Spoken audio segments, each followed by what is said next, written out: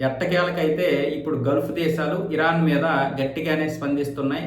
అందులో Saudi Arabia మేము సైనిక చర్య కూడా తీసుకుంటాము, ఇప్పటి వరకు మా యొక్క ఓపిక నశించింది అంటూ మాట్లాడింది. ఎందుకంటే రాత్రి ఖతరు, యుఏఈ, సౌదీ మీద ఇరాన్ వరుసగా దాడులు చేసింది.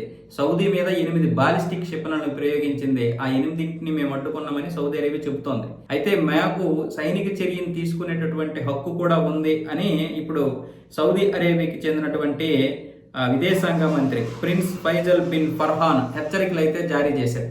సో మేము ఇప్పుడు ప్రతీకార చర్యలు తీసుకోవడానికి అవకాశం ఉంది, పైగా తీసుకుంటాం, మా యొక్క ఓపిక నశించిపోతుంది రోజు రోజుకి, మా మీద దాడులు చేస్తుంది అన్న విధంగా ఇరాన్ మీద అయితే వీళ్ళు విరుచుకుపడుతున్నారు. కానీ ఇరాన్ ఏం చెప్తుందంటే, మా యొక్క నేతలను చంపేస్తే మీరు ఊరుకుంటారు, కానీ మీరు అమెరికా లాంటి దేశాలకి మీ యొక్క స్థావరాలను ఇస్తారు, మేము మీ మీద దాడి చేయలేదు, మేము కేవలం అమెరికా స్థావరాల మీద మాత్రమే దాడి చేస్తున్నాము, మేము ఇప్పటికీ కూడా యుద్ధ నీతిలోనే ఉన్నామన్న విధంగా ఇరాన్ అయితే చెప్పుకుంటుంది.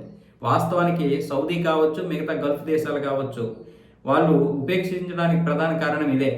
ఇప్పుడు గనక వాళ్ళ మీద దాడులు చేస్తే ఇరాన్ మీద, ఒకటి సొంత నేతల మీద దాడి చేసినట్లు అవుతుంది, అంటే సొంత ప్రజలు, షియాలు కావచ్చు, సున్నీలు కావచ్చు, ఎవరైనా ముస్లిం జాతే కదా, మిగతా 50 మంది కూడా, అంటే మిగతా ముస్లిం దేశాలన్నీ కూడా గల్ఫ్ మీద విరుచుకుపడతాయి. అది కాకుండా ఇజ్రాయెల్కి సపోర్ట్గా ఉన్నట్లు కూడా ఉంటుంది. ఇక్కడ చాలా వ్యూహాత్మకంగా వ్యవహరించాల్సి వస్తుంది గల్ఫ్కి.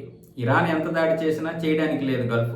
ఒకవేళ గల్ఫ్ అందరూ ఒకేసారి ఇరాన్ మీద దాడి చేస్తే ఇరాన్ చాలా కకావికలం అయిపోద్ది. లేదనుకుంటే బాలిస్టిక్ క్షిపణులకు ఉపయోగించి నేను ఎలాగో నాశనం అయిపోయాను కాబట్టి వాళ్ళని కూడా నాశనం చేద్దామని దుబాయ్, సౌదీ మీద, అంటే రియాద్ మీద కనుక కరెక్ట్గా దాడులు చేసిందంటే మొత్తం నాశనం అయిపోతారు. మళ్ళీ ఇంకా లెగడం చాలా కష్టం. ఇప్పుడైతే చిన్న చిన్నగా దాడులు చేస్తుంది, కానీ ఇక వాళ్ళు కనుక తిరిగి దాడులు చేస్తే ఇక ఇరాన్ ఊరుకుంటుందా?